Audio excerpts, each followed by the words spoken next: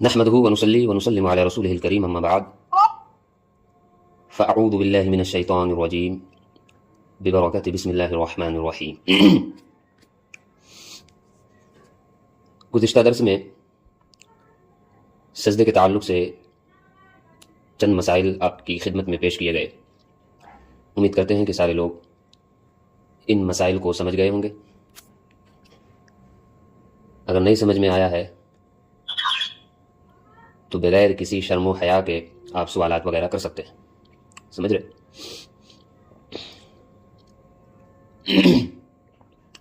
کل کے درس میں بہت سارے نئے مسائل آپ کی خدمت میں پیش کیے گئے تھے۔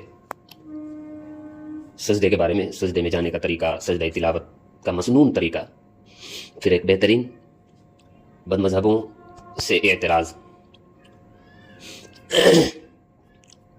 آج ہم 7ویں فرض یعنی قاعدہ اخیرہ،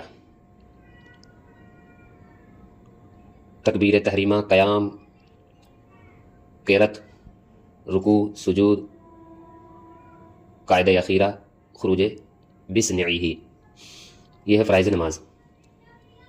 7 ہے، چھٹے پر آج ہم گفتگو کریں گے۔ اس کے تعلق سے جو بھی مسائل ہوں گے وہ مسائل آپ تک پہنچانے کی ہم کوشش کریں گے۔ اس مسائل کا ہیڈنگ آپ جان لیجئے تاکہ مسئلے کو سمجھنے میں آپ کو آسانی ہو۔ جو مسائل آج بیان کیے جائیں گے وہ ہے قاعدہ اولا اور قاعدہ ثانیہ، اس میں کیا فرق ہے۔ پھر اگر کوئی شخص قاعدہ اولا میں نہ کرے اور بھول کر تیسری رکعت کے لیے کھڑا ہو جائے تو اس کا کیا حکم ہوگا۔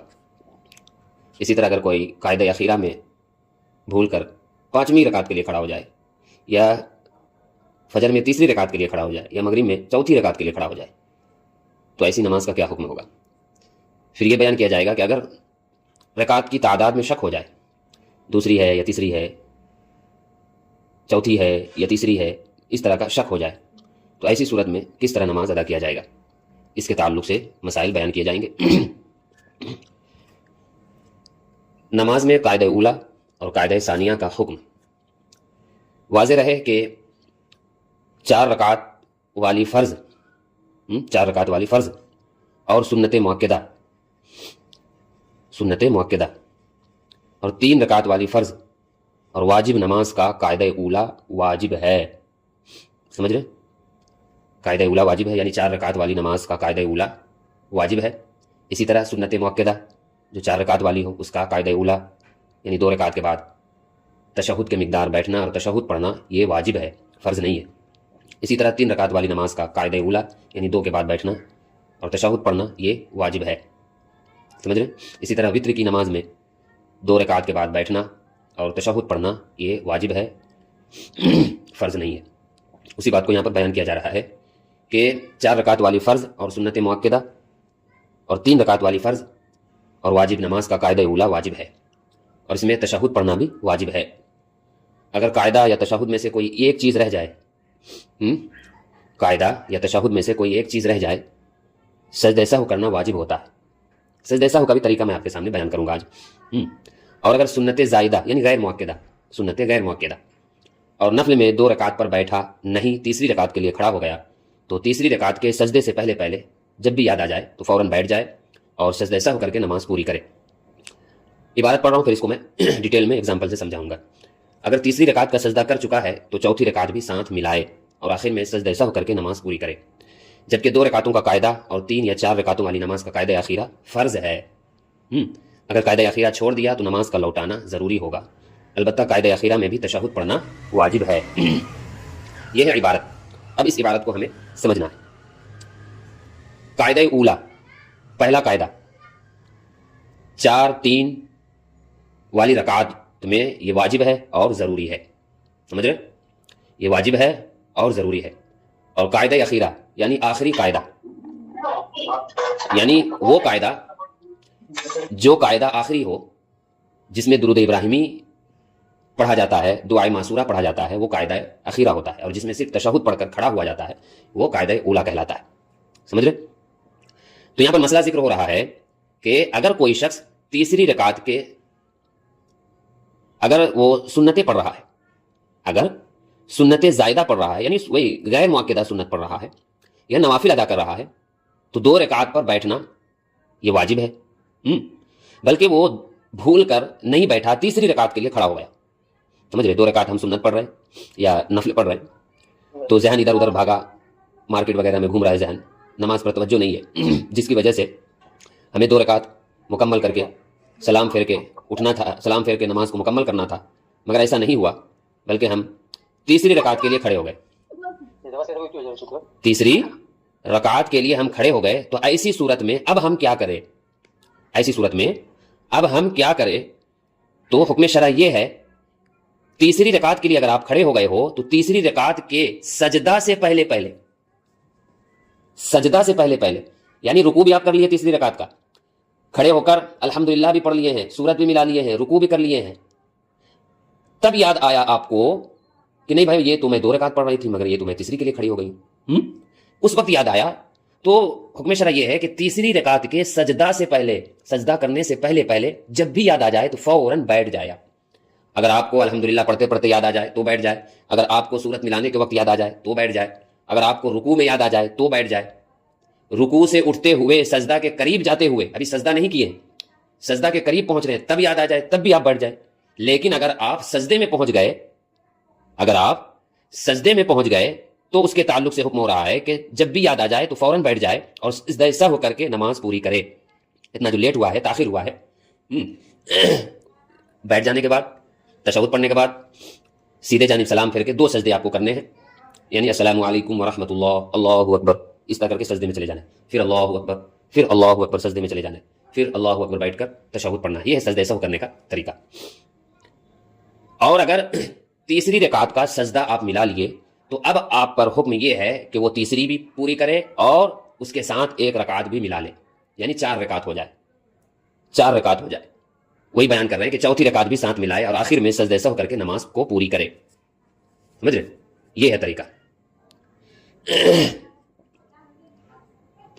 2 رکعت والی نماز ہو یا 3 یا 4 رکعت والی نماز، قاعدہ اخیرہ میں تشہد کے بعد درود ابراہیمی پڑھے اور اس کے بعد دعائے معصورہ پڑھ کر سلام پھیر لے، سمجھ رہے؟ قاعدہ اخیرہ میں عورت کے بیٹھنے کا طریقہ وہی ہے جس طرح بتایا گیا ہے۔ تکبیر تحریمہ سے لے کر سجدہ کی ادائیگی تک کے سارے عمل میں انسان نماز کے ذریعے اپنا روحانی سفر طے کرتا ہے، سمجھ رہے؟ اور اس پر اللہ تعالیٰ کی بے شمار رحمتوں، نعمتوں کے دروازے کھلتے چلے جاتے ہیں۔ لیکن جب نمازی قاعدے میں اپنے دونوں ہاتھوں کو رانوں پر رکھ کر تشہد کی حالت میں کہتا ہے تحیات للہ والصلوات والطیبات والسلام علیک ایہا النبی ورحمۃ اللہ تعالی وبرکاتہ، السلام علینا وعلی عباد اللہ الصالحین، اشہد ان لا الہ الا اللہ واشہد ان محمدا عبدہ ورسولہ، جب یہ کہتا ہے نمازی صدق دل سے سب کچھ اللہ کے سپرد کر دیتا ہے، تو پھر قاعدہ اخیرہ میں اسے یہ احساس دلایا جاتا ہے کہ اے بندے، تجھے جو کچھ عطا ہوا اسی بابرکت ہستی محمد مصطفیٰ صلی اللہ تعالی علیہ وآلہ وسلم کے طفیل عطا کیا گیا ہے۔ جو کچھ تجھے ملا ہے، جو عنایتیں تمہیں نصیب ہوئی ہے، جو برکتیں، جو رحمتیں، جو خوشخبریاں، جو نعمتیں تمہیں نصیب ہوئی ہے، یہ نعمتیں صرف اور صرف پیارے حبیب صلی اللہ علیہ وآلہ وسلم کے طفیل تمہیں عطا کیا گیا ہے۔ نمازی صدق دل سے سب کچھ اللہ کے سپرد کر دیتا ہے۔ قاعدہ اخیرہ میں اسے یہ احساس دلایا جاتا ہے کہ اے بندے، تجھے جو کچھ بھی عطا ہوا ہے، مال، دولت، آل و اولاد، خوشیاں، گھر، نعمتیں، جو کچھ تجھے عطا ہوا ہے، اسے احساس دلایا جاتا ہے کہ اسی بابرکت ہستی محمد مصطفیٰ صلی اللہ علیہ وآلہ وسلم کے طفیل عطا کیا گیا ہے۔ بس قاعدہ اخیرہ کا باطنی ادب یہ ہوا کہ نمازی کو اس بات کا یقین ہو جائے کہ بارگاہ خداوندی سے جو کچھ نصیب ہوتا ہے وہ حضور نبی کریم صلی اللہ علیہ وآلہ وسلم کے وسیلہ جلیلہ سے ہوتا ہے، نبی کریم صلی اللہ علیہ وسلم کے وسیلے سے اسے حاصل ہو رہا ہے۔ جو نعمتیں، جو آرزویں پوری ہو رہی ہے، جو خواہشیں پوری ہو رہی ہے، جو خوشخبریاں اسے مل رہی ہے، اس کا سب سے بڑا ریزن، سبب، وسیلہ نبی پاک صلی اللہ علیہ وسلم کی ذات ہے۔ نبی پاک صلی اللہ علیہ وسلم کا فرمان عالی شان ہے، بخاری شریف کی حدیث ہے کتاب العلم میں، حدیث نمبر 71 ہے، جس کا ایک ٹکڑا میں آپ کے سامنے پیش کر رہا ہوں کہ انما انا قاسم واللہ یعطی، اللہ کی عطاؤں اور نعمتوں کو میں ہی تقسیم کرنے والا ہوں، جو جو نعمتیں تمہیں ملے گی میں ہی بانٹوں گا، جو جو نعمتیں تمہیں ملے گی اور جو جو عطائیں تمہیں ملے گی اللہ کی بارگاہ سے وہ میں ہی بانٹوں گا، اور مجھے اللہ تعالیٰ عطا فرماتا ہے، یہ لو بانٹو امت محمدیہ میں اے حبیب۔ سمجھ رہے؟ تو قاعدہ اخیرہ کا باطنی ادب یہی ہے کہ نمازی کو اس بات کا یقین ہو جائے کہ بارگاہ خداوندی سے جو کچھ ہمیں نصیب ہوتا ہے، جو کچھ ہمیں ملتا ہے، وہ حضور صلی اللہ علیہ وسلم کے وسیلہ جلیلہ سے ہوتا ہے۔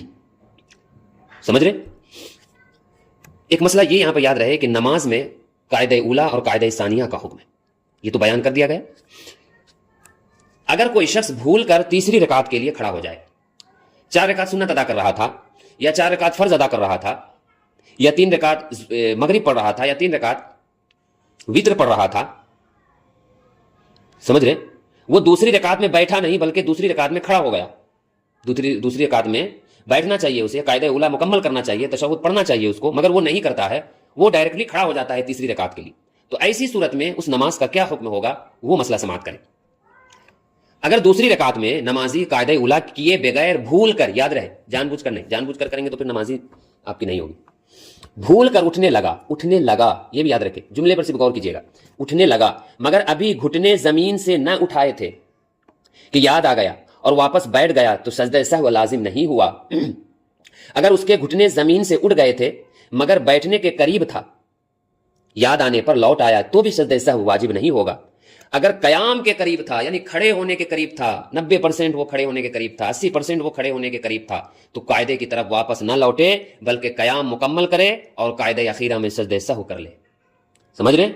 خلاصہ مسئلہ میں آپ کے سامنے پیش کر رہا ہوں، ایگزامپل سے سمجھیے اس کو۔ ہم 4 رکعت فرض نماز ظہر کی پڑھ رہے ہیں، 4 رکعت فرض نماز ظہر کی پڑھ رہے ہیں، دوسری رکعت میں ہم نہیں بیٹھے، تیسری کے لیے ہم کھڑے ہو گئے، سمجھ رہے؟ تیسری کے لیے ہم کھڑے ہو گئے تو دیکھا جائے گا کہ آپ کے کھڑے ہونے کی کیفیت اور حالت کیسی ہے، آپ کے کھڑے ہونے کی کیفیت اور حالت کیسی ہے۔ تو اگر آپ کی حالت یہ ہو کہ بیٹھنے کے قریب ہیں آپ، تو ایسی صورت میں سجدہ سہو نہیں ہوگا۔ اگر آپ کی حالت اٹھنے کے قریب تھی، اس وقت آپ بیٹھے، یعنی قیام کے قریب تھی، تو ایسی صورت میں سجدہ سہو کے ساتھ آپ نماز کو مکمل کریں گے۔ پرسنٹیج سے سمجھیے اس کو، اگر آپ 80% کھڑے ہونے کی حالت میں تھے پھر واپس ہو کر بیٹھ گئے تو پھر آپ کو سجدہ سہو کرنا پڑے گا، یا 60%، 50 آدھا ہوتا ہے، 50% یا اس سے کم ہے تو سجدہ سہو نہیں ہے، 50% یا اس سے زیادہ ہے تو پھر سجدہ سہو ہے۔ سمجھ رہے ہیں؟ امید کرتے ہیں کہ یہ مسئلہ آپ کو سمجھ گئے ہوں گے۔ اس کو اس طرح بھی سمجھ سکتے ہیں کہ اگر گھٹنا زمین سے اڑ گیا ہے اور بیٹھنے کے قریب تھا، یاد آنے پر لوٹ آیا تو بھی سجدہ سہو واجب نہیں ہوگا، اور اگر گھٹنا زمین سے نہیں اٹھا ہے، گھٹنا زمین سے نہیں اٹھا ہے، یاد آ گیا تو بھی سجدہ سہو لازم نہیں آئے گا۔ سمجھ رہے؟ اس کو پرسنٹیج سے ہی سمجھیں گے تو اچھا رہے گا آپ کے لیے، اور وہ یہی ہے کہ اگر 50% اٹھنے کے قریب تھے یا اس سے زیادہ تو سجدہ سہو ہے، اور اگر 50% سے کم ہے تو پھر سجدہ سہو نہیں ہے۔ اب دوسرا مسئلہ یہ ہے کہ اگر کوئی شخص ان سب حالتوں میں نہیں تھا، وہ ڈائریکٹلی کھڑا ہو گیا، نہ وہ بیٹھنے کے قریب تھا نہ وہ قیام کے قریب تھا، ڈائریکٹلی وہ مکمل اس کا قیام ہو گیا، تو ایسی صورت میں وہ کیا کرے گا؟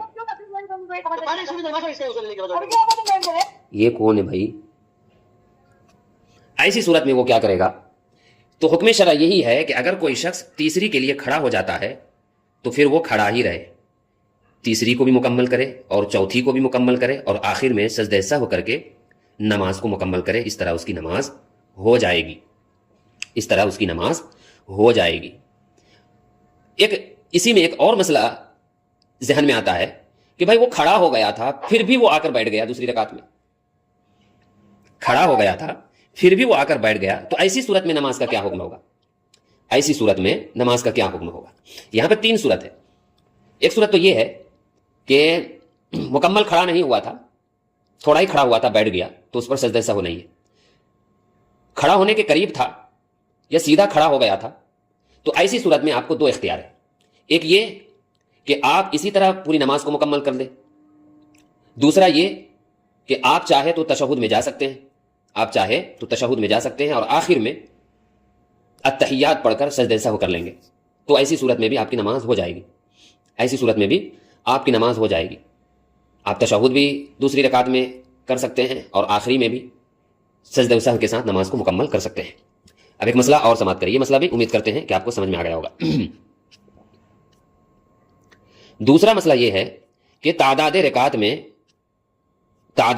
में अगर शक हो जाए, अरे भाई दूसरी है कि तीसरी है, बैठूं कि खड़े हूं, दिमागी काम नहीं कर रहा है, तो ऐसी सूरत में क्या किया जाएगा, तो वो मसला मैं आपके सामने पेश कर रहा हूं। इस मसले की मुख्तलिफ सूरतें हैं, यानी ये मसले तादाद रकात में अगर शक पैदा हो जाए तो इसकी मुख्तलिफ सूरतें हैं। पहली सूरत यह है कि अगर बालिग होने के बाद रकातों की तादाद में ऐसा शक पहली मरतबा हुआ है तो नमाज तोड़कर नए सिरे से नमाज पढ़े, समझ रहे, या जिस तरफ गालिब गुमान हो उस पर अमल करके पढ़ कर ले, मगर फिर भी ये नमाज नए सिरे से दोबारा पढ़नी होगी। यानी जब से आप नमाज पढ़ रहे हैं पहली बार आपको ये भूलने वाला मामला आपके सामने आया है, इससे पहले कभी नहीं ऐसा हुआ था, तो ऐसी सूरत में हुक्म यह है कि नमाज को आप तोड़ दें, फिर उसके बाद नए सिरे से आप नमाज को चालू करें। यह है एक सूरत। दूसरी सूरत यह है कि आपको इससे पहले कई बार तादाद रकात की तादाद में कई बार शक वगैरह हो चुका है, 2 है कि 3 है, 3 है कि 4 है, इस तरह बहुत बार आपको शक हो चुका है। तो ऐसी सूरत के ताल्लुक से हुक्म यह है कि अगर ऐसा पहली मरतबा नहीं हुआ बल्कि पहले भी ऐसी भूल हो चुकी हो, तो अब अगर उसे किसी तरफ गालिब गुमान हो तो उसी पर अमल करे। मसलन रकातों के 2 या 3 होने में शक है और गालिब गुमान है कि 3 हो चुकी, तो 3 ही समझे, और इस सूरत में सजदे सहव की भी हाजत नहीं, जबकि सोचने में एक रुकन यानी 3 मरतबा सुबहान अल्लाह कहने की मिकदार वक्फा ना गुजरा हो। हाँ, अगर सोचने में 3 मरतबा सुबहान अल्लाह कहने की मिकदार वक्फा गुजर गया तो आखिर में सजदे सहव करना होगा। इस इबारत का मफहूम और खुलासा आपके सामने पेश कर रहा हूं।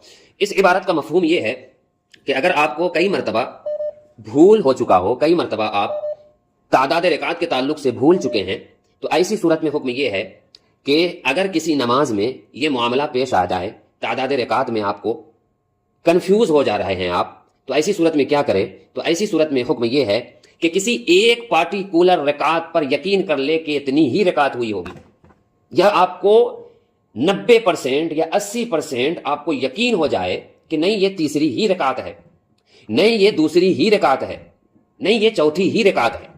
एक रकात पर आपको गालिब गुमान करना पड़ेगा, 80% 90% आपको श्योर होना ही पड़ेगा, समझ रहे हैं, श्योर होना ही पड़ेगा। जैसे एक एग्जांपल देता हूं, 3 और 4 में आपको शक हो रहा है ये तीसरी है या चौथी है, तीसरी है या चौथी है, मेरे हिसाब से तीसरी होनी चाहिए, मेरे हिसाब से तीसरी होनी चाहिए, इस तरह दिमाग में चल रहा हूं, मेरे हिसाब से चौथी होनी चाहिए, मेरे हिसाब से चौथी होनी चाहिए, इस तरह दिमाग में चल रहा हूं। तो जो आपके हिसाब से आपके दिमाग में चल रहा है उसी पर यकीन करके वही रकात मानी जाएगी, वही रकात वैलिड होगी, समझ रहे। तीसरी और चौथी में शक हुआ और दिमाग में यह चला कि मेरे हिसाब से तीसरी होनी चाहिए, हाँ तीसरी ही होगी। तीसरी और चौथी में शक हुआ, आपके दिमाग में यह चला मेरे हिसाब से चौथी होनी चाहिए, चौथी ही हो जाएगी। डगमगाना नहीं है आपको, अरे नहीं तीसरी भी हो सकती है, अरे नहीं चौथी भी हो सकती है, ऐसा नहीं। एक नमाज एक पार्टिकुलर रकात पर आपको कंफर्म होना है, आपको यकीन कर लेना है, समझ रहे। तो ऐसी सूरत में वही रकात मानी जाएगी उसकी। दूसरी बात इसमें यह जिक्र की गई कि सोचने में आपको जल्दबाजी करना है, ताखीर नहीं करना है। मिसाल के तौर पर आप दूसरी रकात तशहुद में बैठे हैं, तहियात भी पढ़ लिए हैं, अशहदु अन्ना मुहम्मदन अब्दुहु व रसूलुहु भी कर लिए हैं, फिर आपको शक हुआ उठे कि ना उठे, चौथी है कि तीसरी है, शक में मुब्तला हो गए, काफी वक्त निकल गया, 4 सेकंड 5 सेकंड 10 सेकंड 20 सेकंड निकल गया, तो ऐसी सूरत में ताखीर पाया गया और किसी रुकन में 3 तस्बीह या उससे ज्यादा ताखीर करना ये तर्क वाजिब होता है और वाजिब के तर्क से सजदे सहव करना पड़ेगा। तो अगर आपको सोचने में ताखीर हुई है तो ये सोचने की ताखीर की वजह से आपको सजदे सहव आखिर में करना पड़ेगा, क्योंकि उस रुकन को अदा करने में आपके जरिए ताखीर हुई, लेट हुआ, जिसकी वजह से आपको सजदे सहव करना पड़ेगा, समझ रहे। उम्मीद करते हैं कि ये मसला भी आपको समझ में आ गया होगा। दूसरा मसला आई, अगर किसी तरफ गालिब गुमान ना हो तो कम रकातें शुमार कर ले, मसलन 2 या 3 में शक हो तो 2 शुमार कर ले, 3 या 4 में शक हो तो 3 शुमार कर ले, और इस सूरत में तीसरी और चौथी दोनों रकातों में कायदा करे, क्योंकि तीसरी रकात के चौथी होने का भी एहतमाल है, नीज आखिर में सजदे सहवी कर ले। हाँ, एक सूरत यहाँ पर यह जिक्र हो रही है कि तादाद रकात में तो शक है मगर किसी पर दिल जम ही नहीं रहा है, न तीसरी में जम रहा है न चौथी में जम रहा है, किसी पर दिल ही नहीं जम रहा। तो ऐसी सूरत में क्या करें? पहली सूरत में तो दिल जम रहा था, नहीं मेरे हिसाब से तो चौथी होनी चाहिए, दिल जम गया ना। हाँ, मगर एक ऐसा भी वक्त आ गया है कि किसी पर दिल नहीं जम रहा, किसी पर यकीन करने का मन नहीं कर रहा, न तीसरी पर यकीन करने का मन कर रहा है न चौथी पर यकीन करने का मन कर रहा है। तो ऐसी सूरत में क्या करें? तो हुक्म शरअ यही है कि फिर कम वाले पर यकीन करें, कम वाले पर यकीन करें, यानी दूसरी और तीसरी में आपको शक हुआ है तो दूसरी पर यकीन किया जाएगा। किस पर? दूसरी पर यकीन किया जाएगा। इसी तरह तीसरी और चौथी में शक हुआ है तो तीसरी पर यकीन किया जाएगा। इसी तरह पहली और दूसरी में हुआ है तो पहली पर यकीन किया जाएगा। वही मसला यहां पर जिक्र किया जा रहा है और आखिर में सजदे सहवी भी करना पड़ेगा आपको। वो मसला यही है कि किसी तरफ गालिब गुमान ना हो तो कम रकातें शुमार कर ले, मसलन 2 या 3 में शक हुआ तो 2 शुमार कर ले, 3 या 4 में शक हुआ तो 3 शुमार कर ले। इस सूरत में तीसरी और चौथी दोनों रकातों में कायदा करे, क्योंकि तीसरी रकात के चौथी होने का भी एहतमाल है, नीज आखिर में सजदे सहवी भी कर ले। समझ रहे? चौथी दोनों रकातों में कायदा करे। हाँ, एक इल्लत और बयान किया गया यहाँ पे, 3 या 4 में शक हुआ तो 3 शुमार कर ले, और इस सूरत में तीसरी और चौथी दोनों में कायदा करे। हाँ, ये बात भी याद रहे, ये बात मैं बयान नहीं कर रहा था। यहाँ पे एक शिक और साहिब हिदाया बयान फरमाते हैं कि 3 या 4 में शक हुआ तो 3 शुमार कर ले, और इस सूरत में तीसरी में भी, यानी जिसको आप शुमार किए हैं उसमें भी कायदा करे और उसके बाद वाले में भी कायदा करे। यह है मसला। 2, 3 या 4 में अगर आपको शक हुआ है और श्योर नहीं है आप, तो तीसरी शुमार कर ले आप, और तीसरी पढ़ने के बाद उसमें भी कायदा करे और उसके बाद वाले में भी कायदा करे। यह है मसला, समझ गए होंगे। तो प्यारे सामाईन व नाज़रीन, वक्त काफ़ी हो चुका है, 10:38 हो गया है। मसाइल बहुत, इंशाअल्लाह तबारक व तआला कायदे अखीरा के ताल्लुक से बहुत सारे मसाइल का हम लोगों को सामना करना पड़ता है। ख़ास तौर पर जब ज़हनी एतबार से, दिमागी एतबार से फोकस हमारा नमाज पर नहीं होता है तो इस तरह के मामलात पेश आते हैं। अगर हम ज़हनी एतबार से पूरी तैयारी के साथ, पूरे कॉन्फिडेंस के साथ, पूरे यकीन के साथ अगर हम नमाज पढ़ेंगे तो फिर शक व शुबा की गुंजाइश ही नहीं होगी। समझ रहे? हाँ, बिलफर्ज अगर ये मामला कभी हो जाए तो फिर मसला आपको याद रहना बहुत ज़रूरी है। खैर, तो आज के दर्स में जो हमने जाना यहीं पर स्टॉप करते हैं, ताकि सुनने वाले को ज़्यादा बोझ महसूस ना हो। इसलिए कि ज़्यादा अगर किसी के दिमाग में डाल दिया जाए तो जो चीज़ें रहने वाली भी है वो भी निकल जाती है, जो चीज़ें रहने वाली भी है वो भी निकल जाती है। तो कम पढ़े मगर इस तरह पढ़े कि कभी ना भूले, थोड़ा पढ़े मगर इस तरह पढ़े कि कभी ना भूले। इसलिए हमने ये 15 दिन का, 12 दिन का, 1 महीने का कोर्स नहीं रखा है, लंबा कोर्स रखा है, जब तक चलता रहे, जब तक चलता रहे, और एक एक मसले पर डिस्कस करें, एक एक मसाइल को, एक एक मसले को खोल खोल कर बयान किया जाए। बहुत सारे लोग जो कोर्सेज वगैरह कराते हैं ऑनलाइन, तो उसमें लिमिटेड रहता है कि 40 दिन का नमाज कोर्स, 7 दिन का नमाज कोर्स वगैरह, तो उसमें वही सब चीज़ें फ़राइज़ नमाज बता देंगे, मगर फ़राइज़ नमाज जैसे रुकू है तो रुकू करने के तौर तरीके बता देंगे, मगर रुकू से रिलेटेड जो मसाइल हैं वो मसाइल नहीं बयान करते। सजदे से रिलेटेड जो मसाइल हैं, जो कभी उसका सामना करना पड़ जाए तो फिर हम क्या करें, तो वो मसाइल नहीं बयान किए जाते। कायदे के ताल्लुक से उसके रिलेटेड जितने भी मसाइल हैं वो सब बयान नहीं करते। तो दर्स को लंबा करने का मकसद ही यही है कि सारे मसाइल को लोगों के सामने रख दिया जाए और वो घोल के पी ले, और जब भी उस मसले की ज़रूरत पड़े तो किताबों को देखने की ज़रूरत ना पड़े, बल्कि हमारे दिलो दिमाग में वो मसला महफूज रहेगा, ताकि हम इत्मीनान और सुकून के साथ अपनी नमाजों को मुकम्मल कर सके। तो मोहतरम, आज के दर्स में इतना ही। खुलासे